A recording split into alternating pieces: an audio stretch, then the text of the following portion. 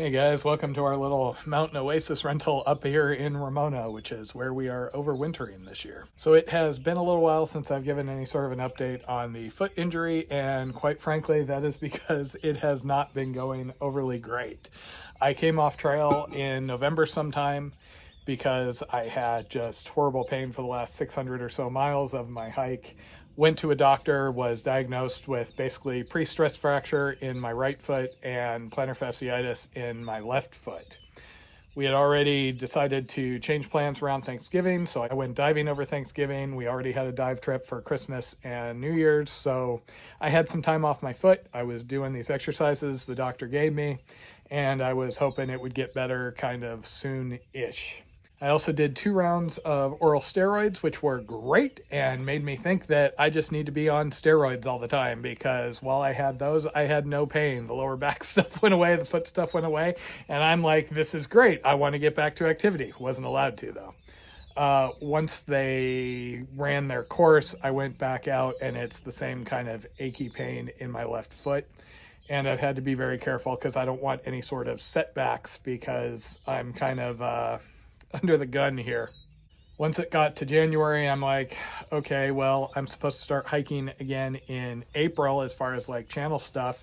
And I've got a wilderness class in early February where I need to be able to do hikes. I need to like go at this hard. So doctor assigned me to a physical therapist here in Ramona, and I also contacted Blaze Physio because I know people who have used her and spoke highly of her, and I was just desperate to find somebody who was a little more aware of what all goes into through hiking, because it sometimes seems like you go to foot doctors, physical therapists, and it's like activity is activity. It's a whole other thing when you're living on trail, though. I mean, I'm sleeping on the ground. I've got to do motions that are way different out there than when I'm here. And my activity level is, 10 or 12 hours a day. So I got exercises from Blaze. I just got back from a physical therapy session in town where I'm doing the in-person ones. And I have been following every directive I can while trying not to go crazy. Because obviously I always struggle this time of year because I'm used to 10, 12 hours a day, activity, rah. And then all of a sudden I get off trail and my activity level usually, crashes. And here, I can't even decide, you know what? I'm going to go out and hike for like 4 hours. It'll be great. Instead, I've been restricted to at most a couple of miles and flats. And both of those are amazingly non-satisfying to me. The one thing I have been able to do is cycle. I got a Surly disc trucker. The idea being I wanted to be set up for bike packing as another activity to get me off my feet. We're going to try and get Jenna set up also. I don't have all the bags. I don't have the rack and everything like that. All I have is the bike, and I thought I could start riding. Unfortunately, I was thinking like a coastal Southern California person where you can bike from like Irvine all the way down to San Diego. Did that a bunch during my brief cycling period back in like 2005. But I'm out here in Ramona, and while it is beautiful and I love it out here, the roads are a little on the narrow, windy, and dangerous side. Every time I think I find something, I look at notes on it, and it's like, oh yeah, there's a casino out here, so watch out for drunk drivers. You probably don't want to bike here. So about a week or two ago, I got a rear wheel trainer for the bike, and I've just been using that inside. But that's been a whole thing. I was using it out here, and then the trainer failed, so it was giving this loud squeal, so it's been inside. So that has been a positive. I'm now able to get, 50 minutes a day on the trainer, which is a good kind of like cardio workout, but I've just missed hiking. Even if I'm just stuck local, I still like getting out and just doing, a 5-6+ hour hike, and I haven't even been able to do that. But I am doing everything I can to follow doctor's directions. So as of right now, I have officially missed my first scheduled activity. I was supposed to lead a preconditioning hike for the wilderness class this past weekend. Talking with the foot doctor, it was like, yeah, that shouldn't happen. And now I have about a week and a half until I'm supposed to lead the first hike for the wilderness class proper. This was a preconditioning. We do an all-day 15-mile hike. And right now I'm like teetering on, will I be able to do that? Will I not? If you hear weird rumblings in the backgrounds, we are not far from Miramar here, and so we get buzzed by military jets fairly often.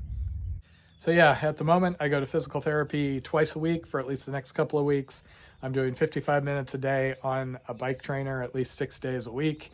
And I have about 10 exercises to do trying to work on the plantar fascia and a couple other things.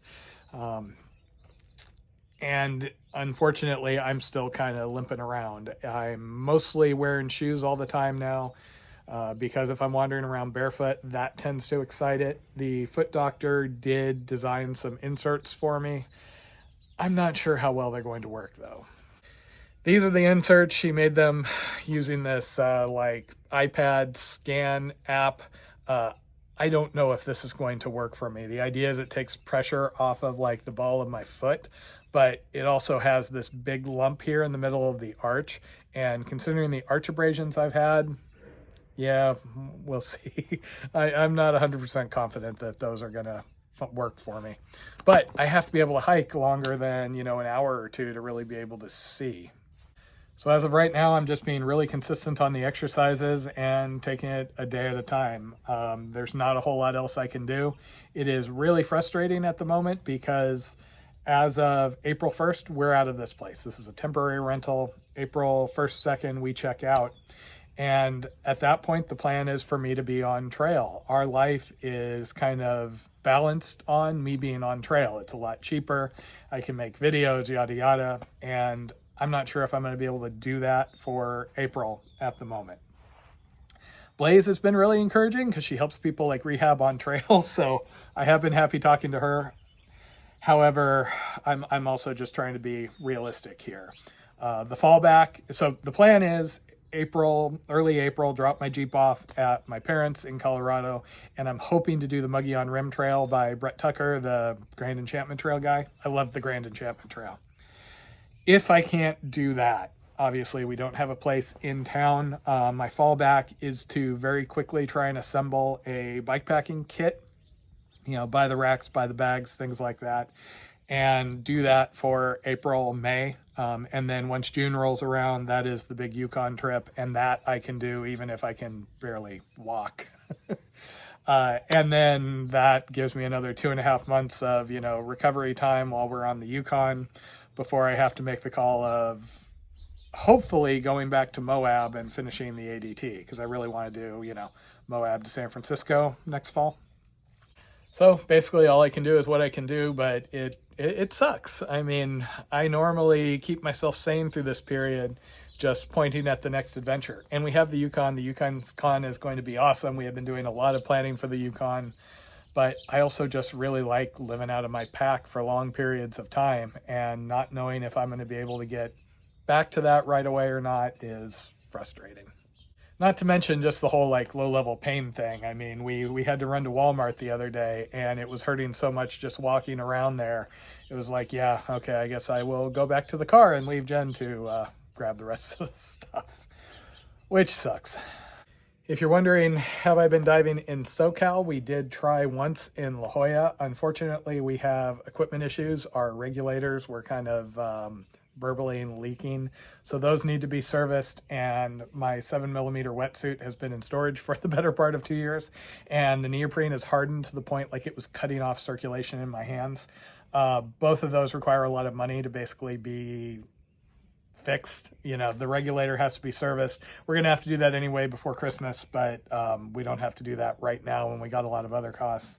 And I don't know that it makes sense to buy another expensive 7mm wetsuit like my Bear Evolve, or throw even more money at a dry suit when at most I've got, maybe 10 times I could go diving if conditions hold. The last couple of years, conditions have not held. So we're just having to say we got a good amount of diving in Bonaire and Raja. So next time. So just trying to take it a day at a time, trying to stay hopeful yet realistic, and enjoying being here while we're here. I mean, this is a lovely spot. You can probably hear the birds off in the background, and you can see we have a view of mountains all around us. We can hear people like traffic off in the distance, but it's like individual cars on a dirt road. We are way back from any serious traffic or anything, which is very hard to do in Southern California. all the various rentals and Airbnbs and places that we stay, it's just this ever-present hum of traffic, and I have gotten militantly hostile to motorcycles, because out here you got the people who have these bikes that are like blasting out that you can hear from like a mile plus away, and it's just ever present. I mean, that's one of the big bummers about all the campgrounds out here, in addition to the other campers running, generators and loud music. Jen has been doing real well. Her class is going really well at her high school this year. She comes down here for the weekends. During the week, she will stay up in campgrounds just so she doesn't have to do the long commute, because it's like a 2-hour drive to get to where the wilderness class and her high school is.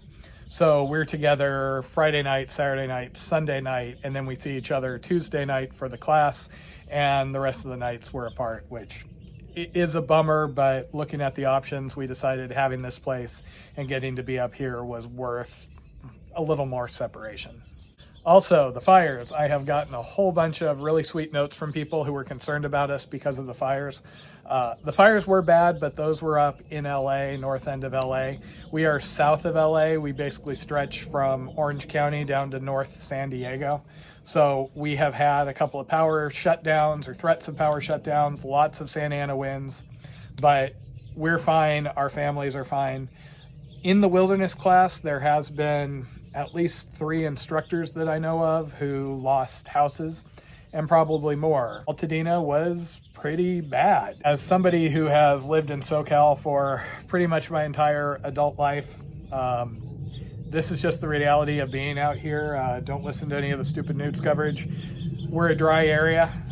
We have droughts, and we're in the desert. And when you have 70 to 100 mile an hour winds just shooting through, I mean, look at some of the ring footage from Altadena when the firestorm was going through, and tell me that could have been stopped. There's just no way. So it's unfortunate. A lot of people lost a whole lot of material things, but again, it's just kind of the reality, especially as all the building out here, as more and more people want to be in this area because it's great weather. I mean, I'm sitting here in shorts in the dead of winter. It's just kind of, it happens. Everybody out here kind of lives and dies by this app called Watch Duty, which sends you notifications. And there have been a couple of flare-ups like in this area. Fortunately, they jump on them really, really quick, and they're generally knocked out before they can do any harm.